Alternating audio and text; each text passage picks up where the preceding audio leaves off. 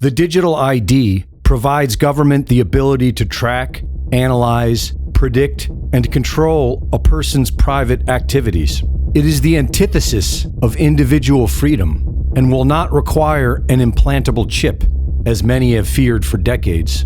Evidence clearly shows that biometrics, such as fingerprints and facial scans, will do the job much more efficiently. And the aftermath of the COVID lockdown shows us how it will be deployed. During the COVID era, government said that masks were recommended, while private companies said, no mask, no entry. And the public overwhelmingly complied, but not with an overreaching government. They complied with the grocery store to buy food, the airlines to travel, and their own banks to access money.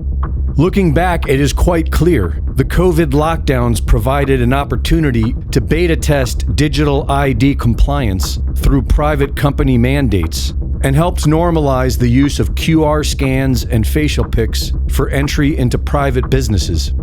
And it proved to be a success. Now we are seeing the same techniques being used with the rollout of the digital ID. The gold standard for biometric regulation was written in 2008 as the Illinois Biometric Information Privacy Act and is being replicated all over the United States. It mandates that private entities obtain written consent before collecting biometrics, disclose their policies, and destroy data after a set period.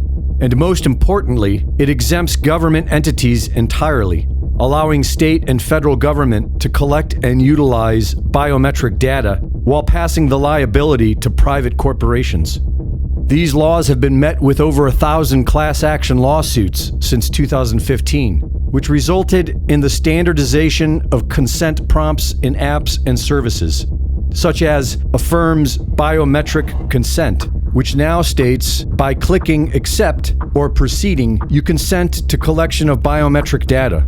Click a button and you're in the new system. If government were to mandate the digital ID, it would predictably ignite mass protest. We can see this happening today in the UK. The United States will avoid this by utilizing the private sector in what appears to be voluntary action. The FBI's Clearview AI has harvested over 30 billion faces from social media. And because Clearview is technically a private company, the FBI has access to all this without the need for asking. In over 43 states, the Department of Motor Vehicles have sold driver's license photos to private firms who resold to local police for facial recognition. The government doesn't need to mandate biometric ID, which would most likely be considered a violation of American rights. And so it outsources the mandate to private companies who are legally required to get consent, while the government is free to collect and utilize this data under legal immunity. Just like the COVID era, you will be free to give consent, but if you choose not to, you will have to leave the reservation and find a way to fend for yourself. Greg Reese reporting.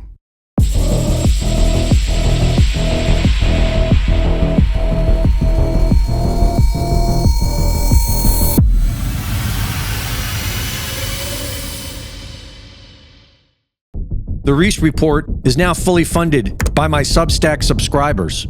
Subscribe today and support my work at gregreese.substack.com.